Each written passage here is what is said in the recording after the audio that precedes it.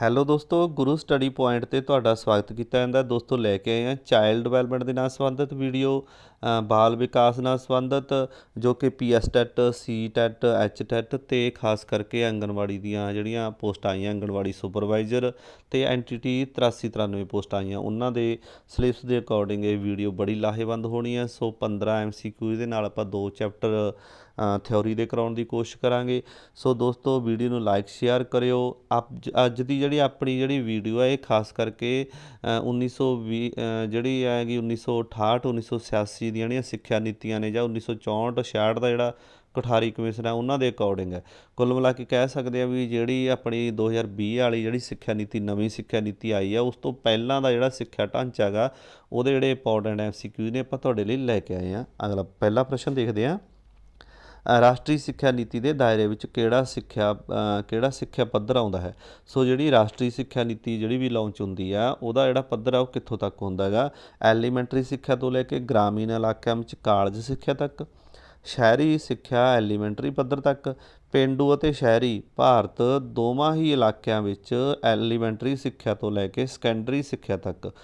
ਇਹਨਾਂ ਵਿੱਚੋਂ ਕੋਈ ਨਹੀਂ। ਆਪਸ਼ਨ ਨੰਬਰ 3 ਸਹੀ ਹੈ ਜੀ। ਇਹ ਪੇਂਡੂ ਅਤੇ ਸ਼ਹਿਰੀ ਦੋਨੇ ਇਲਾਕੇ ਦੇ ਆ ਜਾਂਦੇ ਆ ਭਾਰਤ ਦੇ। ਐਲੀਮੈਂਟਰੀ ਤੋਂ ਲੈ ਕੇ ਸੈਕੰਡਰੀ ਤੱਕ ਇਹਦਾ ਪੱਧਰ ਹੁੰਦਾ ਰਾਸ਼ਟਰੀ ਸਿੱਖਿਆ ਨੀਤੀ ਦਾ। ਅਗਲਾ ਪ੍ਰਸ਼ਨ ਦੇਖਦੇ ਹਾਂ 2 ਨੰਬਰ। ਪਹਿਲੀ ਸਿੱਖਿਆ ਨੀਤੀ ਇੰਦਰਾ ਗਾਂਧੀ ਸਰਕਾਰ ਦੁਆਰਾ ਕਿਸ ਵਰ੍ਹੇ ਵਿੱਚ ਲਾਗੂ ਕੀਤੀ ਗਈ? 1999 'ਚ, 1986, 1968 ਜਾਂ 1967? ਸੋ ਦੋਸਤੋ ਆਪਸ਼ਨ ਨੰਬਰ 3 ਸਹੀ ਹੈ ਜੀ। 1968 ਦੇ ਵਿੱਚ ਪਹਿਲੀ ਸਿੱਖਿਆ ਨੀਤੀ ਹੈ ਜਿਹੜੀ ਇੰਦਰਾ ਗਾਂਧੀ ਸਰਕਾਰ ਨੇ ਲਾਗੂ ਕੀਤੀ ਸੀ। ਦੋਸਤੋ ਇਹ ਗੱਲ ਯਾਦ ਰੱਖਣਾ, ਇੱਥੇ ਪਹਿਲੀ ਸਿੱਖਿਆ ਨੀਤੀ ਜਿਹੜੀ ਲਾਗੂ ਕੀਤੀ ਸੀ, ਜਿਹੜਾ ਇਹਦਾ ਆਧਾਰ ਸੀ ਇਹ 1964 66 ਦਾ ਜਿਹੜਾ ਕੋਠਾਰੀ ਕਮਿਸ਼ਨ ਦੀ ਉਹਦੀਆਂ ਰਿਪੋਰਟਾਂ ਦੇ ਇਹਦਾ ਆਧਾਰ ਬਣਿਆ ਸੀ। 3 ਨੰਬਰ ਪ੍ਰਸ਼ਨ ਦੋਸਤੋ। ਦੂਜੀ ਰਾਸ਼ਟਰੀ ਸਿੱਖਿਆ ਨੀਤੀ ਪ੍ਰਧਾਨ ਮੰਤਰੀ ਰਾਜੀਵ ਗਾਂਧੀ ਦੀ ਸਰਕਾਰ ਦੁਆਰਾ ਕਿਸ ਸਾਲ ਵਿੱਚ ਲਾਗੂ ਕੀਤੀ ਗਈ? ਸੋ ਇਹ ਆਪਾਂ ਨੂੰ ਕਲੀਅਰ ਹੋ ਗਿਆ ਵੀ ਜਿਹੜੀ ਦੂਜੀ ਸਿੱਖਿਆ ਨੀਤੀ ਸੀ ਉਦੋਂ ਪ੍ਰਧਾਨ ਮੰਤਰੀ ਰਾਜੀਵ ਗਾਂਧੀ ਸੀਗੇ। ਪਹਿਲੀ ਦੀ ਸਿੱਖਿਆ ਨੀਤੀ ਵੇਲੇ ਉਦੋਂ ਸੀ ਇੰਦਰਾ ਗਾਂਧੀ। ਸੋ 1985, 1986, 1987 ਜਾਂ 1988? ਸੋ ਆਪਸ਼ਨ ਨੰਬਰ 2 ਸਹੀ ਹੈ ਜੀ। ਰਾਜੀਵ ਗਾਂਧੀ ਦੀ ਸਰਕਾਰ ਨੇ 1986 ਦੇ ਵਿੱਚ ਹੀ ਇਹ ਦੂਜੀ ਸਿੱਖਿਆ ਨੀਤੀ ਲੈ ਕੇ ਆਂਦੀ ਸੀ। ਹੇਠ ਲਿਖਿਆਂ ਵਿੱਚੋਂ ਕਿਸ ਨੇ ਭਾਰਤ ਵਿੱਚ ਇਕਸਾਰ ਸਿੱਖਿਆ ਪ੍ਰਣਾਲੀ ਲਾਗੂ ਕਰਨ ਲਈ ਦੇਸ਼ ਭਰ ਵਿੱਚ ਸਿੱਖਿਆ ਉੱਤੇ ਕੇਂਦਰ ਸਰਕਾਰ ਦੇ ਮਜ਼ਬੂਤ ਕੰਟਰੋਲ ਦੀ ਗੱਲ ਕੀਤੀ? ਵੈਰੀ ਇੰਪੋਰਟੈਂਟ ਪ੍ਰਸ਼ਨ ਹੈ ਦੋਸਤੋ। ਕਿਹੜਾ ਇਨਸਾਨ ਸੀ ਜਿਹਨੇ ਕਿਹਾ ਸੀ ਸਿੱਖਿਆ ਉੱਤੇ ਕੇਂਦਰ ਸਰਕਾਰ ਦਾ ਮਜ਼ਬੂਤ ਕੰਟਰੋਲ ਹੋਣਾ ਚਾਹੀਦਾ ਹੈ? ਕੌਣ ਸੀ ਉਹ? ਮੁਰਲੀ ਮਨੋਹਰ ਜੋਸ਼ੀ ਸੀ, ਮੌਲਾਨਾ ਅਬਦੁਲ ਕਲਾਮ ਆਜ਼ਾਦ ਸੀ, ਬਾਬਾ ਸਾਹਿਬ ਅੰਬੇਦਕਰ ਨੇ ਕਿਹਾ ਸੀ, PV ਨਰਸਿਮਹਾ ਰਾਓ ਨੇ ਕਿਹਾ ਸੀ? ਆਪਸ਼ਨ ਨੰਬਰ 2 ਸਹੀ ਹੈ ਜੀ। ਮੌਲਾਨਾ ਅਬਦੁਲ ਕਲਾਮ ਨੇ ਇਹ ਗੱਲ ਕਹੀ ਸੀ ਵੀ ਸਿੱਖਿਆ ਦਾ ਜਿਹੜਾ ਪ੍ਰਸਾਰ ਦੇਸ਼ ਦੇ ਵਿੱਚ ਕਰਨਾ, ਸਿੱਖਿਆ ਨੂੰ ਕਿਵੇਂ ਲਾਗੂ ਕਰਨਾ, ਇਹ 'ਤੇ ਜਿਹੜਾ ਮਜ਼ਬੂਤ ਕੰਟਰੋਲ ਆ ਉਹ ਕੇਂਦਰ ਸਰਕਾਰ ਦਾ ਹੋਣਾ ਚਾਹੀਦਾ। 5 ਨੰਬਰ ਪ੍ਰਸ਼ਨ ਦੋਸਤੋ। ਭਾਰਤ ਦੇ ਵਿੱਦਿਅਕ ਢਾਂਚੇ ਦਾ ਆਧੁਨਿਕੀਕਰਨ ਦੀਆਂ ਤਜਵੀਜ਼ਾਂ ਦਾ ਵਿਕਾਸ ਕਰਨ ਲਈ ਕੇਂਦਰ ਸਰਕਾਰ ਨੇ ਕਿਹੜਾ ਸਿੱਖਿਆ ਕਮਿਸ਼ਨ ਸਥਾਪਿਤ ਕੀਤਾ ਸੀ? ਸੋ ਦੋਸਤੋ 1947 ਵਿੱਚ ਭਾਰਤ ਆਜ਼ਾਦ ਹੋ ਗਿਆ ਤਾਂ ਮੌਕੇ ਦੀਆਂ ਸਰਕਾਰਾਂ ਨੇ ਸੋਚਿਆ ਵੀ ਦੇਸ਼ ਦੀ ਵਿੱਚ ਜਿਹੜੀ ਸਿੱਖਿਆ ਨੀਤੀਆਂ ਨੇ ਉਹਨਾਂ ਆਧੁਨਿਕੀਕਰਨ ਕੀਤਾ ਜਾਵੇ, ਸਿੱਖਿਆ ਨੂੰ ਆਧੁਨਿਕ ਢੰਗਾਂ ਨਾਲ ਪੇਸ਼ ਕੀਤਾ ਜਾਵੇ। ਤਾਂ ਉਹਨਾਂ ਨੇ ਕਿਹੜੇ ਕਮਿਸ਼ਨ ਸਥਾਪਿਤ ਕੀਤੇ ਸੀ? ਆਧੁਨਿਕੀ ਕਮਿਸ਼ਨ, ਯੂਨੀਵਰਸਿਟੀ ਕਮਿਸ਼ਨ 1948 49 ਵਾਲਾ, secondary education commission 1952 53, doctor Kothari education commission 1964 66। 4 number ਜਿਹੜੀ 1 ਅਤੇ 2। ਸੋ ਆਪਸ਼ਨ ਨੰਬਰ 4 ਸਹੀ ਹੈ ਜੀ। 1 ਅਤੇ 2 ਇਹ ਦੋਨੇ ਕਮਿਸ਼ਨ ਇਹਨਾਂ ਨੇ ਲਾਗੂ ਕੀਤੇ ਸੀ ਉਦੋਂ। ਯੂਨੀਵਰਸਿਟੀ ਐਜੂਕੇਸ਼ਨ ਕਮਿਸ਼ਨ 1948 49 ਵਾਲਾ, ਜਿਹਨੂੰ ਰਾਧਾ ਕ੍ਰਿਸ਼ਨ ਕਮੇਟੀ ਵੀ ਕਿਹਾ ਜਾਂਦਾ ਹੈ। 2 ਨੰਬਰ 'ਤੇ ਜਿਹੜਾ ਸੈਕੰਡਰੀ ਐਜੂਕੇਸ਼ਨ ਕਮਿਸ਼ਨ ਜਿਹਨੂੰ ਮੁਦਾਲੀਆਰ ਕਮੇਟੀ ਵੀ ਕਿਹਾ ਜਾਂਦਾ। ਸੋ ਦੋਸਤੋ ਆਪਸ਼ਨ 1 ਅਤੇ 2 ਦੋਨੇ ਸਹੀ ਨੇ। ਪ੍ਰਸ਼ਨ ਦੇ ਅਕੋਰਡਿੰਗ ਆਪਸ਼ਨ ਨੰਬਰ 4 ਸਹੀ ਆ। 6 ਨੰਬਰ ਪ੍ਰਸ਼ਨ ਦੋਸਤੋ। ਹੇਠ ਲਿਖਿਆਂ ਵਿੱਚੋਂ ਕਿਸ ਪ੍ਰਧਾਨ ਮੰਤਰੀ ਦੀ ਸਰਕਾਰ ਨੇ ਵਿਗਿਆਨ ਸਿੱਖਿਆ ਨੀਤੀ ਉੱਤੇ ਮਤਾ ਪਾਸ ਕੀਤਾ? ਵੈਰੀ ਇੰਪੋਰਟੈਂਟ ਪ੍ਰਸ਼ਨ ਹੈ। ਵਿਗਿਆਨ ਸਿੱਖਿਆ ਨੀਤੀ ਉੱਤੇ ਮਤਾ ਪਾਸ ਕੀਤਾ ਸੀ ਜਵਾਹਰ ਲਾਲ ਨਹਿਰੂ ਦੀ ਸਰਕਾਰ ਨੇ। ਯਾਦ ਰੱਖਿਓ ਤੁਸੀਂ, ਜਵਾਹਰ ਲਾਲ ਨਹਿਰੂ ਦੀ ਸਰਕਾਰ ਨੇ ਹੀ ਵਿਗਿਆਨ ਦੇ ਉੱਤੇ ਜ਼ੋਰ ਦਿੱਤਾ ਸੀ, ਵਿਗਿਆਨ ਸਿੱਖਿਆ ਨੀਤੀ ਉੱਤੇ ਮਤਾ ਪਾਸ ਕੀਤਾ ਸੀ। ਅਗਲਾ ਪ੍ਰਸ਼ਨ ਦੇਖਦੇ ਹਾਂ 7 ਨੰਬਰ ਜੀ। ਹੇਠ ਲਿਖਿਆਂ ਵਿੱਚੋਂ ਕਿਹੜੀ ਖੁਦ ਮੁਖਤਿਆਰ ਸੰਸਥਾ ਕੇਂਦਰ ਅਤੇ ਰਾਜ ਸਰਕਾਰਾਂ ਨੂੰ ਸਿੱਖਿਆ ਨੀਤੀਆਂ ਘੜਨ ਵਿੱਚ ਸਲਾਹ ਮਸ਼ਵਰਾ ਦਿੰਦੀ ਹੈ? ਸੋ ਪਹਿਲੀ ਗੱਲ ਤਾਂ ਆਪਾਂ ਇਹ ਨੋਟ ਕਰਨੀ ਹੈ ਵੀ ਕਿਹੜੀ ਖੁਦ ਮੁਖਤਿਆਰ ਸੰਸਥਾ ਹੈਗੀ ਜਿਹੜੀ ਕੇਂਦਰ ਅਤੇ ਰਾਜ ਦੋਵਾਂ ਨੂੰ ਸਿੱਖਿਆ ਨੀਤੀਆਂ ਘੜਨ ਵਿੱਚ ਸਲਾਹ ਮਸ਼ਵਰਾ ਦਿੰਦੀ ਆ। ਸੋ NCERT ਹੈ, NCTE ਹੈ, CSIR ਹੈਗੀ, CBSE ਹੈ। ਸੋ ਆਪਸ਼ਨ ਨੰਬਰ 1 ਸਹੀ ਹੈ ਜੀ। NCERT ਹੈ ਜਿਹੜੀ ਇਹੀ ਮਤਲਬ ਸਲਾਹਾਂ ਦਿੰਦੀ ਆ ਵੀ ਕਿਵੇਂ ਸਿਲੇਬਸ ਲਾਗੂ ਕਰਨਾ, ਕਿਹੜੀਆਂ ਕਿਤਾਬਾਂ ਲਾਗੂ ਹੋਣਗੀਆਂ ਸਕੂਲਾਂ ਦੇ ਵਿੱਚ, ਟੀਚਰ ਕਿਵੇਂ ਭਰਤੀ ਕਰਨੇ ਨੇ, ਟੀਚਰਾਂ ਦਾ ਬੇਸ ਕੀ ਹੋਊਗਾ, ਯੋਗਤਾ ਕੀ ਹੋਊਗੀ, ਕਿਵੇਂ ਉਹਨਾਂ ਨੂੰ ਟ੍ਰੇਨਿੰਗਾਂ ਦੇਣੀਆਂ ਨੇ। ਸੋ NCERT ਦੀਆਂ ਸਲਾਹਾਂ ਹੀ ਲਾਗੂ ਹੁੰਦੀਆਂ ਨੇ ਕੇਂਦਰ ਅਤੇ ਰਾਜਾਂ ਦੇ ਵਿੱਚ ਸਿੱਖਿਆ ਨੀਤੀਆਂ ਦੇ ਨਾਲ ਸੰਬੰਧਿਤ। ਅਗਲਾ ਪ੍ਰਸ਼ਨ ਦੇਖਦੇ ਹਾਂ। 8 ਨੰਬਰ ਪ੍ਰਸ਼ਨ ਦੋਸਤੋ, ਹੇਠ ਲਿਖਿਆਂ ਵਿੱਚੋਂ ਕਿਸ ਸਿੱਖਿਆ ਕਮਿਸ਼ਨ ਦੀ ਨੀਤੀ ਨੇ ਸਿੱਖਿਆ ਉੱਤੇ ਖਰਚ ਨੂੰ ਰਾਸ਼ਟਰੀ ਆਮਦਨ ਦੇ 6% ਵਧਾਉਣ ਤੱਕ ਜ਼ੋਰ ਦਿੱਤਾ। ਸੋ ਦੋਸਤੋ ਕਿਹੜੀ ਸਿੱਖਿਆ ਨੀਤੀ ਸੀ ਜਿਹਨੇ ਕਿਹਾ ਸੀ, ਜਿਹਦੇ ਵਿੱਚ ਇੱਕ ਸਿਫਾਰਿਸ਼ ਕੀਤੀ ਸੀ ਵੀ ਜਿਹੜੀ ਰਾਸ਼ਟਰੀ ਆਮਦਨ ਹੈ ਦੇਸ਼ ਦੀ ਉਹਦਾ 6% ਸਿੱਖਿਆ ਉੱਤੇ ਖਰਚ ਕੀਤਾ ਜਾਵੇ। ਕਿਹੜੀ ਨੀਤੀ ਸੀ ਉਹ? ਰਾਸ਼ਟਰੀ ਸਿੱਖਿਆ ਨੀਤੀ 1986 ਵਾਲੀ ਸੀ, ਰਾਸ਼ਟਰੀ ਸਿੱਖਿਆ ਨੀਤੀ 1968 ਵਾਲੀ ਸੀ, ਕੋਠਾਰੀ ਕਮਿਸ਼ਨ ਸੀ ਜਾਂ ਸੈਕੰਡਰੀ ਸਿੱਖਿਆ ਕਮਿਸ਼ਨ ਸੀ। ਆਪਸ਼ਨ ਨੰਬਰ 2 ਸਹੀ ਹੈ ਜੀ। 1968 ਵਾਲੀ ਜਿਹੜੀ ਸਿੱਖਿਆ ਨੀਤੀ ਸੀ ਇਸੇ ਨੇ ਕਿਹਾ ਸੀਗਾ ਇਹਦੇ ਵਿੱਚ ਇਹ ਸਿਫਾਰਿਸ਼ ਕੀਤੀ ਗਈ ਸੀ ਵੀ ਜਿਹੜੀ ਦੇਸ਼ ਦੀ ਰਾਸ਼ਟਰੀ ਆਮਦਨ ਹੈ ਸਾਰੀ ਉਹਦਾ 6% ਸਿੱਖਿਆ ਉੱਤੇ ਖਰਚ ਕੀਤਾ ਜਾਵੇ।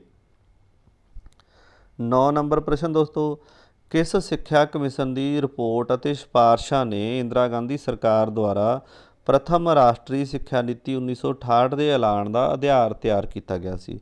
ਸੋ ਦੋਸਤੋ ਸਿੱਧੇ ਜਿਹੇ ਰੂਪ 'ਚ ਇਹ ਗੱਲ ਪੁੱਛੀ ਗਈ ਵੀ ਜਿਹੜੀ 1968 ਦੇ ਵਿੱਚ ਇੰਦਰਾ ਗਾਂਧੀ ਦੀ ਸਰਕਾਰ ਵੇਲੇ ਸਿੱਖਿਆ ਨੀਤੀ ਪੇਸ਼ ਕੀਤੀ ਗਈ ਉਹ ਕਿਹਦੀਆਂ ਰਿਪੋਰਟਾਂ ਦਾ ਆਧਾਰ ਸੀਗਾ?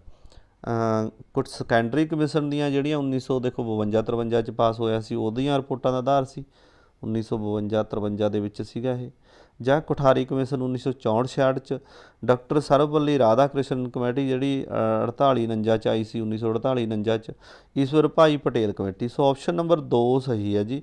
ਇਹ ਕੋਠਾਰੀ ਕਮਿਸ਼ਨ ਸੀ ਜਿਹੜਾ 1964-66 ਦੇ ਵਿੱਚ ਜਿਹੜੀਆਂ ਉਹਨੇ ਸਿਫਾਰਿਸ਼ਾਂ ਕੀਤੀਆਂ, ਜਿਹੜੀ ਉਹਨੇ ਰਿਪੋਰਟ ਪੇਸ਼ ਕੀਤੀ ਉਹ ਰਿਪੋਰਟ ਨੂੰ ਆਧਾਰ ਬਣਾ ਕੇ ਹੀ 1968 ਦੀ ਜਿਹੜੀ ਸਿੱਖਿਆ ਨੀਤੀ ਇੰਦਰਾ ਗਾਂਧੀ ਸਰਕਾਰ ਲੈ ਕੇ ਆਈ ਸੀ।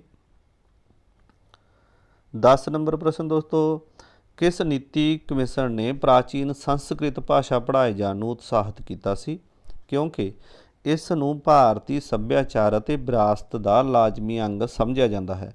ਸੋ ਕਿਹੜਾ ਨੀਤੀ ਕਮਿਸ਼ਨ ਸੀ ਜੀ ਜਿਹਨੇ ਪ੍ਰਾਚੀਨ ਸੰਸਕ੍ਰਿਤ ਭਾਸ਼ਾ ਨੂੰ ਪੜ੍ਹਾਏ ਜਾਣ ਲਈ ਕਿਹਾ ਸੀ, ਉਤਸ਼ਾਹਿਤ ਕੀਤਾ ਸੀ? ਇਹ ਕਿਉਂ ਕੀਤਾ ਸੀ? ਕਿਉਂਕਿ ਭਾਰਤੀ ਸੱਭਿਆਚਾਰ ਅਤੇ ਵਿਰਾਸਤ ਦਾ ਲਾਜ਼ਮੀ ਅੰਗ ਸਮਝਿਆ ਜਾਂਦਾ ਇਸ ਨੂੰ, ਪ੍ਰਾਚੀਨ ਸੰਸਕ੍ਰਿਤ ਭਾਸ਼ਾ ਨੂੰ। ਰਾਸ਼ਟਰੀ ਸਿੱਖਿਆ ਨੀਤੀ 1968, ਰਾਸ਼ਟਰੀ ਸਿੱਖਿਆ ਨੀਤੀ 1986, ਕੋਠਾਰੀ ਕਮਿਸ਼ਨ, ਸੈਕੰਡਰੀ ਸਿੱਖਿਆ ਕਮਿਸ਼ਨ। ਆਪਸ਼ਨ ਨੰਬਰ 1 ਸਹੀ ਹੈ ਜੀ। ਰਾਸ਼ਟਰੀ ਸਿੱਖਿਆ ਨੀਤੀ 1968 ਦੇ ਵਿੱਚ ਇਹ ਸਿਫਾਰਿਸ਼ ਕੀਤੀ ਗਈ ਸੀ। ਆਪਸ਼ਨ ਨੰਬਰ 1 ਦੇ ਅਕੋਰਡਿੰਗ ਪ੍ਰਸ਼ਨ ਨੰਬਰ 10 ਸਹੀ ਆ। 11 ਨੰਬਰ ਪ੍ਰਸ਼ਨ ਦੋਸਤੋ, ਹੇਠ ਲਿਖਿਆਂ ਵਿੱਚੋਂ ਕਿਸ ਨੇ ਪੇਂਡੂ ਯੂਨੀਵਰਸਿਟੀ ਸਥਾਪਿਤ ਕਰਨ ਦਾ ਸੱਦਾ ਦਿੱਤਾ ਸੀ? ਸੋ ਕਿਹੜੀ ਸਿੱਖਿਆ ਨੀਤੀ ਸੀ ਜਿਹਦੇ ਵਿੱਚ ਇਹ ਅਨਾਊਂਸ ਕੀਤਾ ਗਿਆ ਸੀ, ਇਹ ਗੱਲ ਲਿਖੀ ਗਈ ਸੀ ਵੀ ਪੇਂਡੂ ਯੂਨੀਵਰਸਿਟੀਆਂ ਵੀ ਸਥਾਪਿਤ ਕੀਤੀਆਂ ਜਾਣਗੀਆਂ? ਰਾਸ਼ਟਰੀ ਸਿੱਖਿਆ ਨੀਤੀ 1968, ਰਾਸ਼ਟਰੀ ਸਿੱਖਿਆ ਨੀਤੀ 1986, ਕੋਠਾਰੀ ਕਮਿਸ਼ਨ, ਸੈਕੰਡਰੀ ਸਿੱਖਿਆ ਕਮਿਸ਼ਨ। ਆਪਸ਼ਨ ਨੰਬਰ 2 ਸਹੀ ਹੈ ਜੀ। ਜਿਹੜੀ 1986 ਵਾਲੀ ਰਾਸ਼ਟਰੀ ਸਿੱਖਿਆ ਨੀਤੀ ਆਈ ਸੀ ਉਹਦੇ ਵਿੱਚ ਇਹ ਦਰਜ ਕੀਤਾ ਗਿਆ ਸੀ, ਉਹਦੇ ਵਿੱਚ ਇਹ ਸਿਫਾਰਿਸ਼ ਕੀਤੀ ਗਈ ਸੀ ਵੀ ਪੇਂਡੂ ਯੂਨੀਵਰਸਿਟੀਆਂ ਵੀ ਸਥਾਪਿਤ ਕੀਤੀਆਂ ਜਾਣਗੀਆਂ। 12 ਨੰਬਰ ਪ੍ਰਸ਼ਨ ਦੇਖਦੇ ਹਾਂ ਦੋਸਤੋ, ਸਿੱਖਿਆ ਨੀਤੀ 1986 ਦੇ ਮੁਤਾਬਕ ਸਿੱਖਿਆ ਦੇ ਵੱਖ-ਵੱਖ ਪਹਿਲੂਆਂ ਦੀ ਕਿੰਨੇ ਸਾਲ ਬਾਅਦ ਸਮੀਖਿਆ ਹੋਇਆ ਕਰੇਗੀ?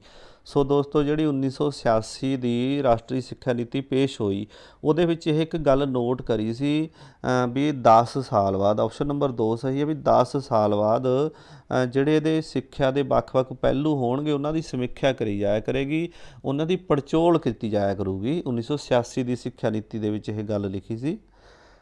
13 ਨੰਬਰ ਪ੍ਰਸ਼ਨ ਦੋਸਤੋ, ਵਿਦਿਆਰਥੀਆਂ ਨੂੰ ਉਤਪਾਦਕ ਅਤੇ ਆਤਮ ਨਿਰਭਰ ਬਣਾਉਣ ਦੇ ਮੌਕੇ ਉਪਲਬਧ ਕਰਾਉਣ ਲਈ ਰਾਸ਼ਟਰੀ ਸਿੱਖਿਆ ਨੀਤੀ 1986 ਨੇ ਹੇਠ ਲਿਖਿਆਂ ਵਿੱਚੋਂ ਕਿਹੜੀ ਸਿਫਾਰਿਸ਼ ਕੀਤੀ ਸੀ? 5 ਵਿਸ਼ੇ ਪੜ੍ਹਾਉਣ ਦੀ ਸਿਫਾਰਿਸ਼ ਕੀਤੀ, ਸਾਇੰਸ ਵਿਸ਼ੇ ਨੂੰ ਪੜ੍ਹਾਉਣ ਦੀ ਸਿਫਾਰਿਸ਼ ਕੀਤੀ, ਕੰਮ ਦਾ ਤਜਰਬਾ ਕਰਕੇ ਸਿੱਖਣ ਦੀ ਸਿਫਾਰਿਸ਼ ਕੀਤੀ ਜਾਂ ਸਮਾਜ ਸੇਵਾ ਕਰਨ ਦੀ? ਆਪਸ਼ਨ ਨੰਬਰ 3 ਸਹੀ ਹੈ ਜੀ। ਕੰਮ ਦੇ ਤਜਰਬੇ ਨੂੰ ਹੀ ਪਹਿਲ ਦੇਣ ਦੀ ਜਿਹੜੀ ਸਿਫਾਰਿਸ਼ ਕੀਤੀ ਸੀ 1986 ਦੀ ਸਿੱਖਿਆ ਨੀਤੀ ਵਿੱਚ। 14 ਨੰਬਰ ਪ੍ਰਸ਼ਨ ਦੋਸਤੋ, ਆਪਰੇਸ਼ਨ ਬਲੈਕ ਬੋਰਡ ਯੋਜਨਾ ਹੇਠ ਲਿਖਿਆਂ ਵਿੱਚੋਂ ਕਿਸ ਕੰਮ ਨੂੰ ਅੱਗੇ ਵਧਾਉਣ ਲਈ ਲਾਂਚ ਕੀਤੀ ਗਈ ਸੀ?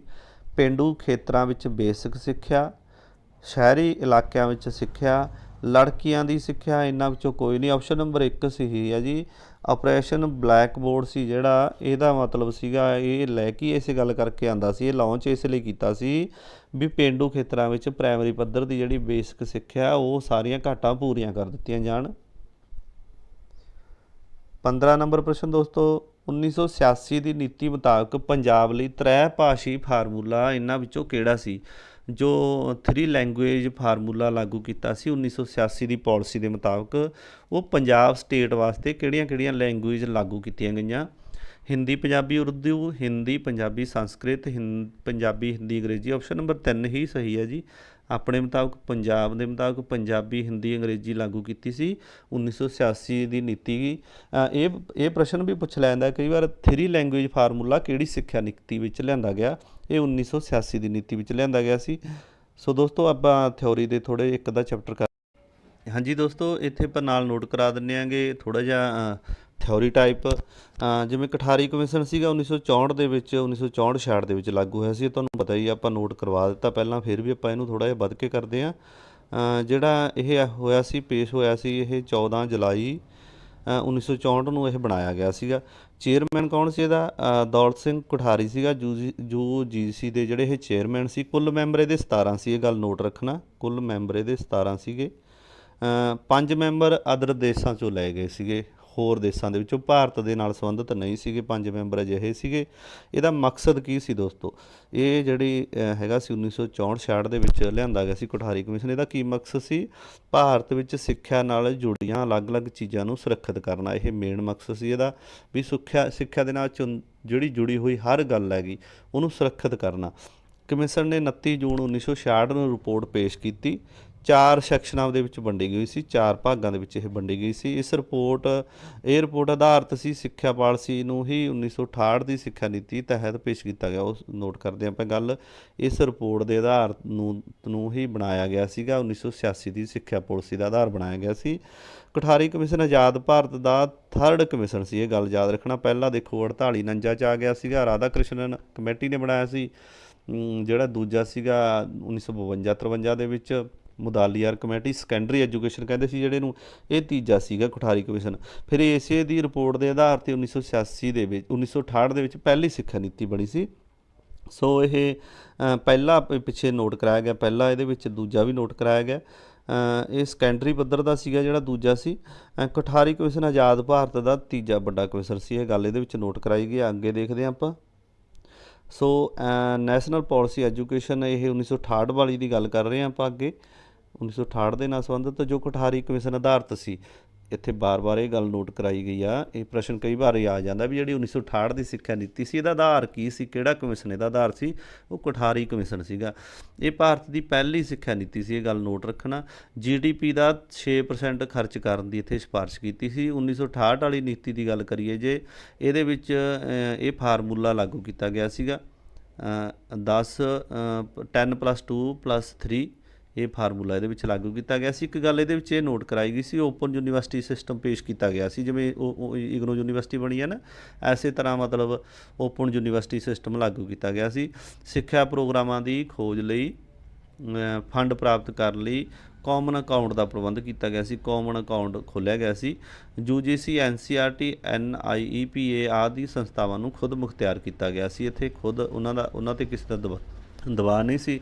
ਸੋ ਦੋਸਤੋ ਇਹ ਥੋੜ੍ਹੇ ਜਿਹੇ ਮਤਲਬ ਇਸ ਗੱਲ ਨਾਲ ਖੁੱਲ੍ਹੇ ਰੂਪ ਦੇ ਵਿੱਚ ਥਿਓਰੀ ਬੇਸ ਗੱਲਾਂ ਸੀਗੀਆਂ, ਇਹ ਦੋਨੇ ਤੁਸੀਂ ਕਰ ਲੈਣਾ। ਸੋ ਦੋਸਤੋ ਵੀਡੀਓ ਨੂੰ ਲਾਈਕ ਸ਼ੇਅਰ ਕਰਿਓ, ਚੈਨਲ ਨੂੰ ਸਬਸਕ੍ਰਾਈਬ ਕਰਿਓ। ਆਪਾਂ ਆਂਗਨਵਾੜੀ ਸੁਪਰਵਾਈਜ਼ਰ ਦੀ ਤਿਆਰੀ ਵੀ ਸ਼ੁਰੂ ਕਰਵਾ ਦਿੱਤੀ ਹੈ, ਕਿਉਂਕਿ NTT ਦੇ ਨਾਲ ਸੰਬੰਧਿਤ ਹੀ ਉਹਨਾਂ ਦਾ ਪੇਪਰ ਜਿਹੜਾ ਸਿਲੇਬਸ ਆ ਮਿਲਦਾ ਜੁਲਦਾ ਹੈ। ਸੋ ਦੋਸਤੋ ਵੀਡੀਓ ਨੂੰ ਲਾਈਕ ਸ਼ੇਅਰ ਕਰਨਾ। ਅਗਲੀ ਵੀਡੀਓ 'ਚ ਮਿਲਦੇ ਹਾਂ, ਤਦ ਤੱਕ ਲਈ ਤੁਹਾਡਾ ਸਾਰਿਆਂ ਦਾ ਬਹੁਤ ਬਹੁਤ ਧੰਨਵਾਦ।